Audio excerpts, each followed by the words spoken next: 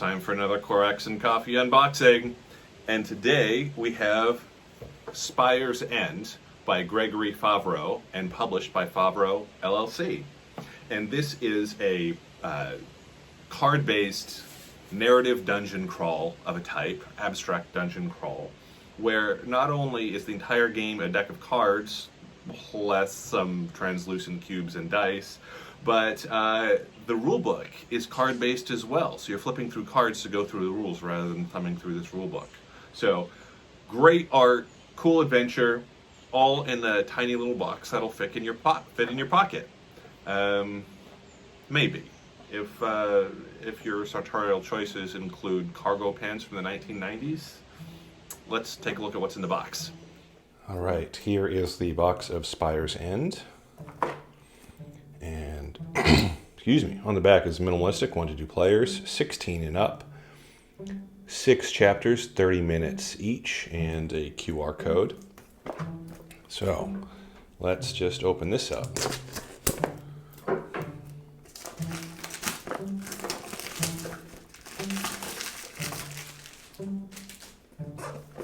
Oh, and you've got this sliding box. Excuse me, I'm going to need a little, apologize, I'm going to need a little sip of relief right here in our product placement. Available on our merch store. All right, enough of that. We've got 2 black and 1 red 8-sided dice here, standard. And then we have 2 red and 2 black 6-sided, move these baggies out of the way, custom dice.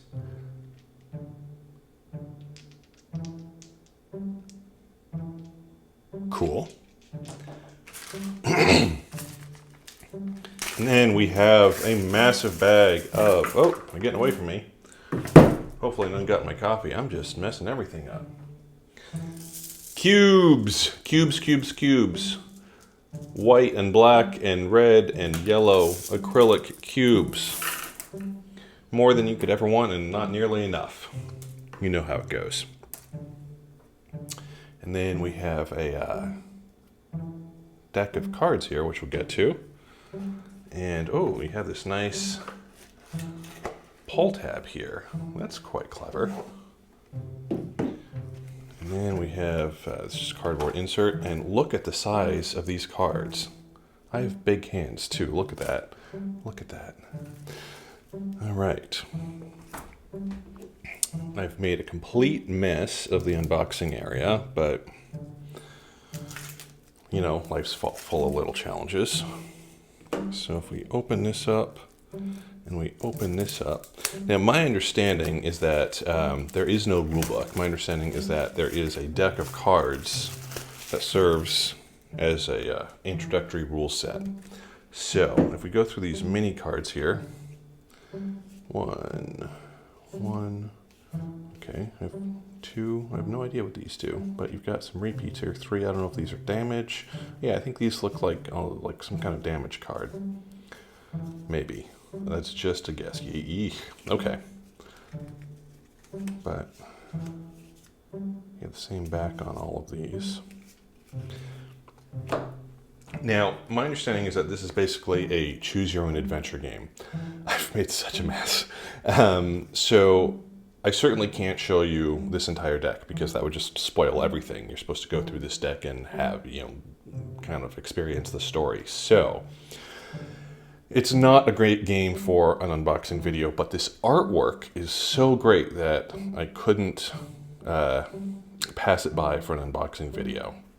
So, if I can get to, maybe I can't. Actually, you know what I can do, because I've read a little bit about this, is I can, rather than showing you the story, if I can separate these, I can show you. There's a cool card to show you. I'm gonna put these aside, but huge deck of massive cards that are this choose your own adventure story that you can go through in the game on your own. But I can show you the heroes that you can play and maybe some of these introductory cards. So you've got Rolf, the kill cow, and a whole bunch of stats on there. I love this shovel. There's this kind of like an Audrey 2 plant on their shoulders. All right. And you've got Dane, the Rudderkin, who's kind of got these weird Wolverine claws. We've got Hildegard, the Endrake. It's got like a little, not squirrel, not, there's a, word for that type of animal, but super cute. Got this kind of grenade in their hands. Got Sedani, the silversmith. Got this amazing arm cannon here. This is not generic fantasy lore at all. This is awesome. You got Leofric, the forester.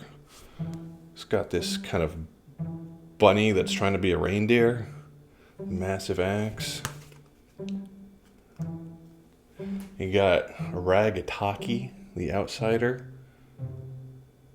Oh, they're just BA. That's awesome. And you've got Millicent, the silk weaver, with a needle that kind of terrifies me. Needle harpoon. So I haven't played this game yet. Still very much in unboxing mode. But I just have to, jump in here and say it is very clear to me that Gregory Favro spent a lot of time in his youth, or maybe today, who knows, playing text-based games like Zork, Return to Zork, as well as reading some fantasy pulp magazines with really bad inkblot art. And by bad, I mean awesome. And we're back in. And then you've got a statics effects tracker for the game card. And then statics effects glossary. Death and quick start rules. Loot rules, it looks like, combat review and icons. So yeah, the manual comes in these forms of these cards. Enemy combat rules. Step 3 is upkeep. Step 2 is recoup. Maybe I got these cards out of order. Maybe they never were in order. Step 1 actions. I'm going to have to take a look at that. Ally card anatomy. Ally selection setup. Yeah, so all the rules of the game in cards. Navigation. It's quite clever. An ally card. And yeah, we're back to those hero cards. So that just gives you a taste of what this game is about. Like I said, no rule book. You go through cards to figure it out. This artwork is phenomenal. They are coming out with an expansion with like 400 more cards, I believe in the fall of 2022. So that is everything that I can show you from Spires, and I'm really excited to play. Check it out. So I would love to be able to tell you that we were able to show you everything that came in the box of Spire's End. We could not, because that would have spoiled a lot of cool story stuff. And as you may or may not know, but you're about to know, we here at Corax&Coffee take our unboxing videos very seriously, both in terms of being able to show you as much as we possibly can, while also leaving a little bit for you to discover on your own. Don't want to take all of the discovery and excitement away. And we definitely don't want to spoil anything. So games that have components that would include a lot of spoilers, if we were to show them an unboxing video, we just don't do that. We don't think that's really right for the space. So, wish we could have shown you more. Could not, but all that means is there's plenty more to discover on your own. So, with that being said, if this game seems to tickle your fancy, go pick it up. Seems like a great solo game that also has the flexibility to be played with an additional player, maybe two if that third player takes on the role of the bad guys. Seems like a limited role, but great game for a rainy day while COVID is still happening. Until next time, I'm your host, Pete Steele. Check out our stuff on Corax&Coffee.com. Please do like, subscribe, share, and leave comments. We'd love to know what y'all think. We definitely want to get our comments up and rolling. All right. Till next time. Bye.